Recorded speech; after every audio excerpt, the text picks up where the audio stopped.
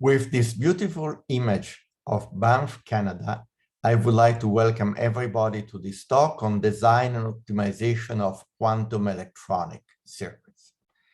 As you can see, there is a lot of snow and ice out there, and the theme of this talk is about design at low temperature. So what are the possible technologies? We want to make chips faster by cooling them. And one avenue is by using cryo-CMOS, that using CMOS design at low temperature. Another avenue is by using superconducting single quantum gates, which is also called superconducting electronics. And this is different from quantum computing because in superconducting electronics, the classical computing paradigm is used. In all these cases, we want to set the operating condition, that is the temperature, to beat the RC delays. In this specific talk, I'm going to talk about superconducting single quantum gates, also called superconducting electronic gates. And to make sure that the difference with quantum computing is spelled out, I will just summarize the difference. In superconducting electronics, we do classical computing. We achieve high operational speed. For example, data flows that operate in the 50 to 100 gigahertz range. On the digital design side, the gates require clocking to operate, and the pipeline logic has to be balanced. And this makes the digital design more challenging as compared to classic CMOS design. Also, it's fair to say that the refrigeration energy offset some of the power efficiency. And the refrigeration technology is improving, but at a very slow rate. In contrast, quantum computing leverages a new paradigm.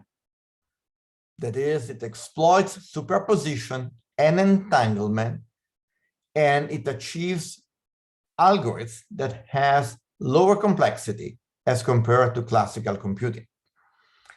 There is a wide array of realization technologies that can involve superconductors, silicon, optics. In the case of quantum computing, scaling and noise are still big issues because the qubit count and the coherence time are limited. And refrigeration is more extreme because we have to be down to the 10th of millikelvin for noise region. And for this problem, then the cooling and the interfacing to the host is even more complex. Before explaining the principle of superconducting electronics, I like to define what are the elements that are the Josephson junction that are used in this type of circuit. Now, a superconductor is a material where the resistivity vanishes and the magnetic flux field is expelled when you are below a critical temperature that, for example, in niobium is 9 Kelvin. A Josephson junction is a superconducting wire which is interrupted by a thin insulator. And for example, you can achieve it by having a niobium wire interrupted by aluminum oxides. In the superconducting operation mode, the supercurrent is given by a critical current IC, which is a constant multiplied by the sine of an angle, which is the phase difference of the electrode's wave function. If the current goes above IC, then the device will end up in a resistive state. So a Josephson junction is a device that has two modes of operation, a superconducting state and a resistive state. Some history about this technology. IBM ran a large superconducting electronic program until 1983, when the project failed because of an issue called the latching issue. Now, many Japanese companies followed IBM's path. They improved the materials, but they still had this latching problem, which can be explained by the following sketch. We have a Josephson junction in a typical device which is biased slightly below the critical current. A signal comes in the picture from the left, and this creates the device to go into a resistive state, and that forces a transition from 0 to 1, which is fast. Unfortunately, the reverse transition is difficult to achieve in a short time, and this is called latching. That is, the device latches in the high state, the 1 state. Now, Likharev radically changed the picture in the 90s, but introducing pulse-based signaling and the single flux quantum logic gates. In this case, we deal with inputs and outputs, which are short pulses, defined to be with a quantum of flux, and they correspond to h over to E, where h is Max Planck constant and E is the charge of electron. Now, this corresponds to about 2 millivolts per picosecond. Now, in the design of these gates, the load is overdamped, and as a result, the input pulse coming in generates a pulse going out. By cascading various stages like this, you achieve, for example, the Josephson transmission line that propagates a pulse through a sequence of basic cells. Now, an important factor in this type of design is that since we deal with single quantum gates, if you have a fan-out which is larger than 1, you have to achieve it by splitting. And you have circuits as designed here in a simple way that will split from 1 to 2. If you have a fan-out larger than 2, then you need a splitter tree. On the right in green, you see a real splitter. It's a slightly more complicated cell, and this comes from the Stony Brook library of gates. It's important to remember that splitter trees are needed to handle high fan-out. Another important concept in superconducting electronics is the SQUID, or superconducting quantum interferometer. It is a circuit that has 2 stable states that correspond to the direction of the current circulating within a loop. Starting from a basic configuration in which we are in the so-called 0 state, if the input comes in, then you go to the 1 state where the current in the loop is reversed. And if another signal like a clock comes in from another input, then you reset back to the previous states and an output is emitted. Now, this principle is used to build combinational cells, where the following encoding is used. A 1 corresponds to the presence of a pulse, a 0 corresponds to the absence of a pulse. The cell, again, as in the case of the SQUID, has 2 stable states, and it corresponds to the direction of the current flow in a loop. Now, inputs coming into a combinational cell may change the cell state, but eventually the inputs are evaluated when the clock arrives. The clock will issue the output signal as a function of the input and will reset the state. On the right, you will see the operation of a NOR gate in time. Now, important thing to remember is that inputs are evaluated when the clock is present. These are 2 cells designed in a realistic library. It comes again from the Stony Brook library, and it's easy to acknowledge immediately that combinational cells are much more complex than registers. That gives a specific spin, of course, to logic design. There are many variants around, many variants of the SFQ technologies. the original resistive FSQ was transformed into rapid FSQ by Likeref, where resistors have been changed into JJs. Today, the most used technologies are EFSQ and ESFQ, where the biasing networks are done differently and they save a lot of energy. There is a low voltage bias SFQ developed in Japan. There is a dynamic self-resetting SFQ that was recently developed by Krylov and Friedman at Rochester. It's also interesting to notice that there are some adiabatic variants that are achieved by using a sinusoidal AC bias of the logic gates. And the two most notable examples are RQL, reciprocal quantum logic, and AQFP, that's a family of technologies developed in Japan at Yokohama. Now, some achievements. Here on the left, you will see a 47 gigahertz chip processor done in FSQ. On the right, you will see a 4-bit RISC achieved in adiabatic logic. And as you can remark, the price for adiabatic logic, which is low energy consuming, is the speed, which is lower in this case as compared to SFQ. Another important achievement is the automatic synthesis from high-level specification of circuits in FSQ, specifically in ESFQ, done by Synopsys that has a flow to do this.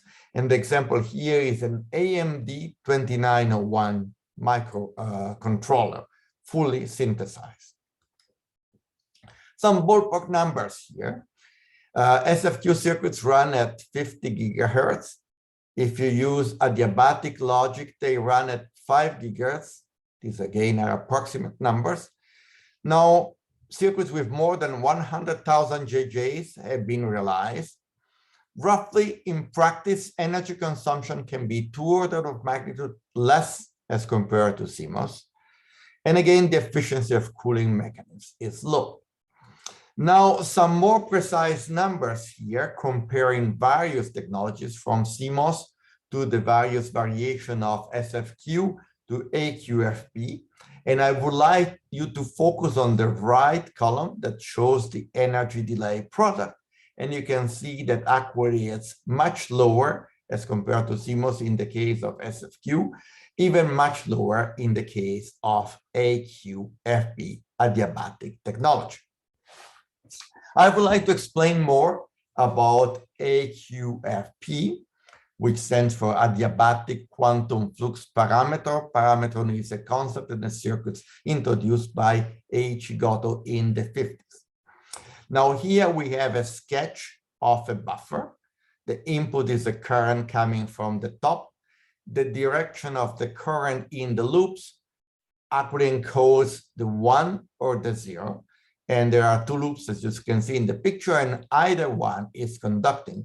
But an input that comes in can actually make it flip from the left loop to the right loop.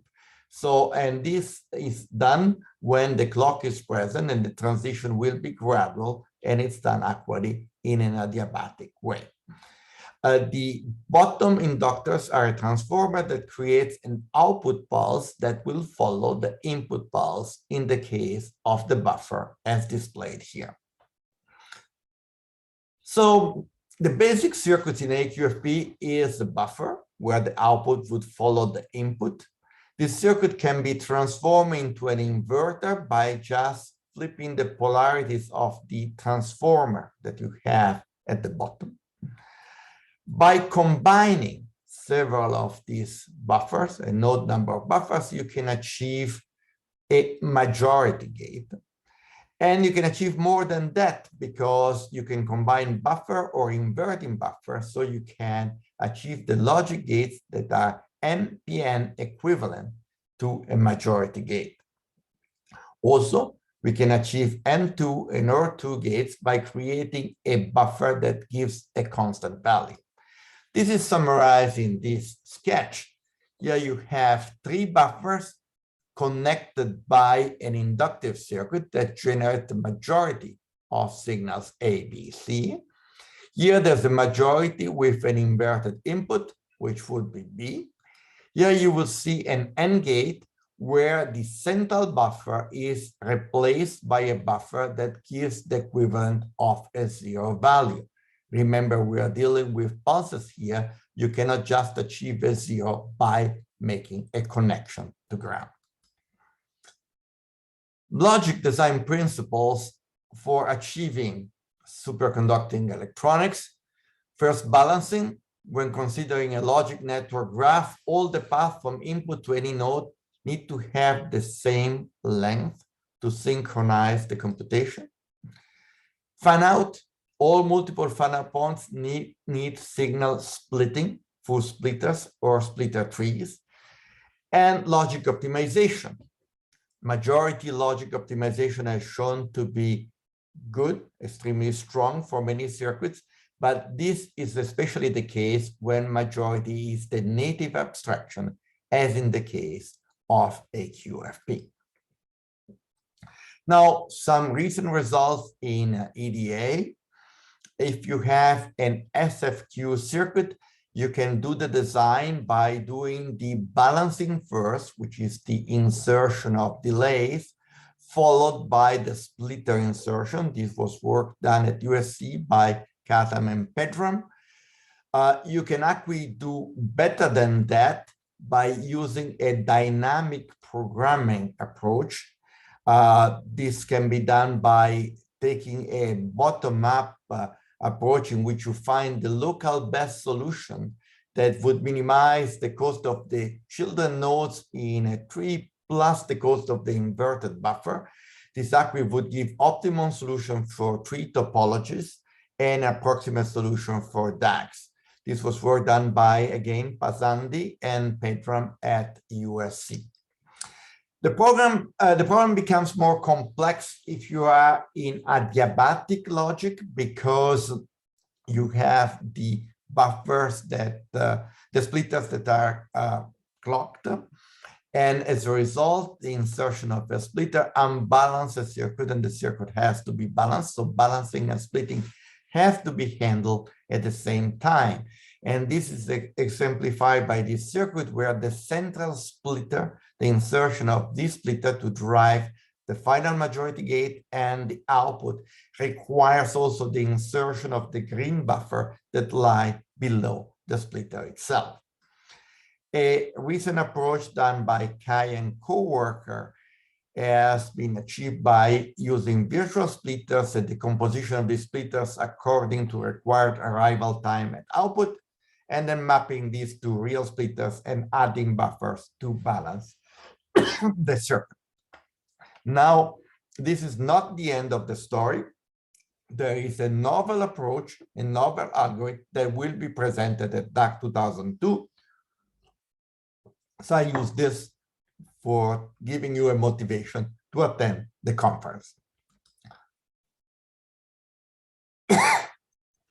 Something about majority logic synthesis. In majority logic, you consider functions where the output is true if the majority of the inputs are true. Majority logic can be axiomized, and the result of this actually gives a context in which you can do optimization that has a reachability property, so you can reach global optima, even though that may be exponentially expensive, but you can reach them because the algebra itself is sound and complete. There are various ways of optimizing logic circuits for majority. One approach is through algebraic methods that use rewriting based on the axioms as well as based on rules that are derived from the axioms. There are also Boolean methods for majority logic that actually exploit redundancy of the majority function or exploit particular properties of Boolean substitution and are specifically effective in the case of majority logic. Now, the next step is what is in for physical design, and actually it is a question that I pose to the community. How can physical design can innovate in case of superconducting electronics? There's a new set of interesting problems. Inductors are the limiting placement because inductors are big. So the issue is how you can make inductors smaller or how you can try to minimize the number of inductors present inside the circuit. Now, in this type of technologies, wiring can be done by using either passive or Josephson transmission line. And as a result, the delay in wiring is relatively less critical for speed as compared to CMOS. But clock routing is complicated because you have to reach out to all the gates. And moreover, if you deal with adiabatic realization, they're even more complex because you have to deal with power and clock routing. So there are really many interesting problems in physical design in this type of technologies. In conclusion, I believe that there's a strong evidence that superconducting electronic circuits can provide us with faster computing and with higher energy efficient computation. Current limitations are due to the scalability to larger realizations, to the lack of EDA design tools at the logic and physical level and the presence of open libraries, and of course, the problem of cooling. But I think that these technical difficulties are surmountable and new opportunities are in reach within this decade. I would like to thank you for your attention. I would like to thank my co-worker in the LSI laboratories, and I would like to thank the support of the Swiss National Science Foundation and Synopsys for this type of work. And after this cool talk, I would like to give my warmest congratulations to Ricardo Rice, who's receiving the Lifetime Achievement Award at this conference. Congratulations, Ricardo.